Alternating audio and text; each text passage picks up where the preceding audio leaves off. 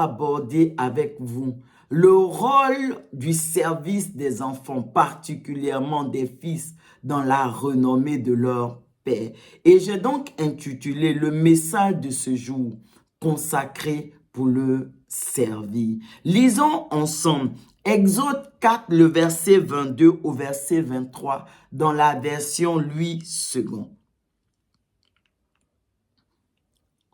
Tu diras à Pharaon, ainsi parle l'Éternel, Israël est mon fils, mon premier-né. Je te dis, laisse aller mon fils pour qu'il me serve. Si tu refuses de le laisser aller, voici, je ferai périr ton fils, ton premier-né. Amen. Ces versets nous disent que le peuple d'Israël est le fils aîné, le premier-né de Dieu. Et ils nous disent également que le rôle du fils aîné, du fils premier-né, est de servir son père. Malheureusement, pendant plus de 4 siècles, environ 430 ans, le peuple d'Israël ne servait pas Dieu leur père, mais il servait quelqu'un d'autre. Pharaon, le roi d'Égypte, qui les maintenait captifs dans la servitude et dans l'esclavage. Mais à un moment donné, le peuple d'Israël va prendre conscience. Une nouvelle génération au niveau de ce peuple d'Israël va se lever. Moi, je l'ai appelé la génération Moïse. Et dans Hébreux 11, le verset 24, au verset 28, ce passage-là nous raconte que Moïse, il ne voulait même plus être appelé le fils de la fille de Pharaon alors qu'il vivait au palais. Et à un moment donné, Moïse va même quitter le palais pour aller dans le désert parce que il cherchait Dieu, il cherchait ce Dieu invisible, il voulait véritablement le connaître. Donc cette nouvelle génération qui manifestait ce désir de servir Dieu, elle était sous l'oppression de Pharaon. Et donc, c'était difficile pour elle de servir Dieu. Elle a commencé à crier à Dieu. Et Dieu a répondu favorablement à ses cris. Il a envoyé Moïse pour aller dire à Pharaon, laisse aller mon fils afin qu'il me serve. Et Dieu a ajouté, si tu refuses de laisser aller mon fils, je ferai périr ton fils. Et donc, l'histoire nous raconte que Pharaon, à cause de l'endurcissement de son cœur, il va refuser de laisser aller le peuple de Dieu. Donc, Dieu va donc déployer, manifester sa puissance au travers de 10 plaies qui vont s'abattre sur l'Égypte. Les 9 premières plaies qui se sont abattues étaient pour préparer, pour annoncer la 10e plaie qui était la mort du fils aîné de Pharaon et des fils aînés, des premiers-nés de toute l'Égypte et des animaux même de l'Égypte. Amen. Et donc, Dieu va le faire pour montrer à Pharaon que de la même façon, il maintenait captif le peuple d'Israël pour empêcher le peuple d'Israël de servir Dieu leur Père. Lui aussi, il faisait périr ses premiers-nés afin qu'eux aussi ne puissent pas servir leur Père. Amen. Nombre 3, le verset 22 au verset 23. Ces versets nous disent, et c'est Dieu qui parle, j'ai pris les Lévites du milieu des enfants d'Israël à la place de tous les premiers-nés, des premiers-nés des enfants d'Israël. Et les Lévites m'appartiendront, car tout premier-né m'appartient. Le jour où j'ai frappé tous les premiers-nés dans le pays d'Égypte, je me suis consacré tous les premiers-nés en Israël, tant des hommes que des animaux, ils m'appartiendront. Je suis l'Éternel. Amen. Gloire à Dieu. Donc, on comprend que en faisant périr tous les premiers-nés, d'Égypte, le premier-né de Pharaon. Dieu dit qu'il a consacré le peuple d'Israël. Il a consacré Israël, son fils premier-né, son fils aîné, pour le servir.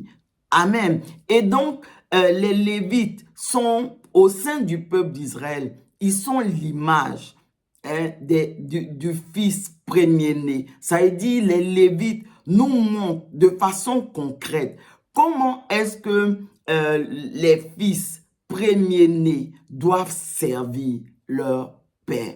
Et les Lévites, en fait, ils n'avaient qu'une seule activité, c'était de servir Dieu. La Bible dit également même qu'ils n'avaient pas de part d'héritage propre à eux, mais leur héritage, c'était dans la part d'héritage de Dieu lui-même.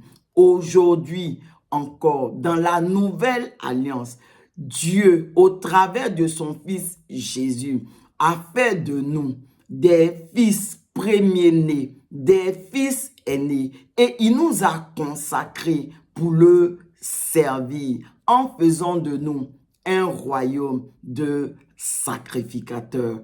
Amen. Et la Bible nous dit que partout où l'ennemi se lève pour nous empêcher de servir Dieu, pour nous empêcher vraiment de défendre les intérêts de notre Dieu, par le sang de Jésus, ces ennemis-là ne peuvent point nous atteindre. Et Dieu leur dit encore, comme il a fait à Pharaon, laisse aller mon peuple afin qu'il me serve.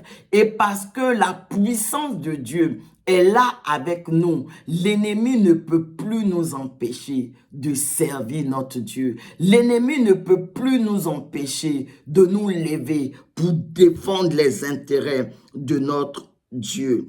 Amen. Et le sang de Jésus qui a coulé à la croix du Calvaire coule encore sur chacune de nos vies. Souvenez-vous du peuple d'Israël à leur sortie d'Égypte. La Bible dit que la nuit où ils devaient sortir, Dieu leur avait demandé de répandre, de peindre leur maison, de mettre le sang de l'animal que Dieu leur avait prescrit sur les portes et les linteaux de leur maison, afin que le destructeur ne puisse point y entrer. Aujourd'hui, dans la nouvelle alliance, c'est le sang de Jésus qui est répandu sur nos vies, qui fait que le destructeur, l'ange de la mort, ne peut point nous atteindre.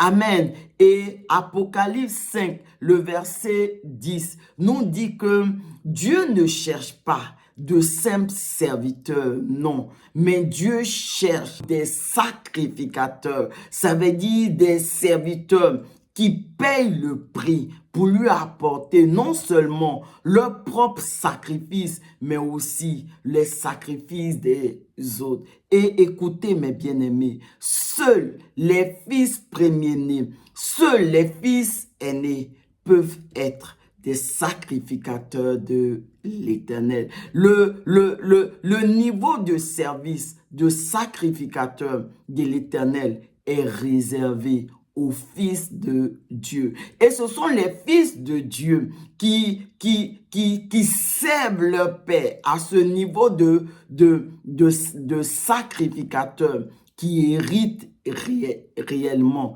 et effectivement de l'héritage que leur Père leur a promis. Amen. Et ce sont ces fils sacrificateurs de l'Éternel, sacrificateurs devant Dieu leur Père, ces fils qui payent le prix, ces fils qui apportent leur sacrifice pour défendre les intérêts de Dieu, pour défendre les intérêts de leur Père. Ce sont ces fils-là qui sont capables de transporter et d'élever à un très haut niveau de renommer leur Père. Amen. De sorte que leur Père, Dieu leur Père, soit visible partout dans les nations. Es-tu en train de servir Dieu? Es-tu en train d'apporter ton sacrifice afin que Dieu, ton Père, soit élevé partout dans les nations. La Bible dit que c'est ce que nous devons faire. Et écoutez, bien-aimés, nous sommes aujourd'hui dans cette saison, dans la saison où les fils et les filles de Dieu, les sacrificateurs de l'Éternel, les fils et les filles de Dieu, qui payent le prix, qui apportent leur sacrifice, ces sacrificateurs de l'Éternel vont élever à un très haut niveau le nom de Dieu leur Père pour le rendre visible partout dans les nations. C'est maintenant cette saison, c'est cette saison dans laquelle nous vivons. Élevons la voix et prions ensemble. Merci Seigneur de m'avoir consacré pour te servir. Et alors que je te prie au nom puissant de Jésus, fortifie-moi à être ce sacrificateur selon ton cœur qui transporte et élève à un haut degré de renommée et de gloire ton nom et pour te rendre visible partout dans les nations. Merci Seigneur. Amen.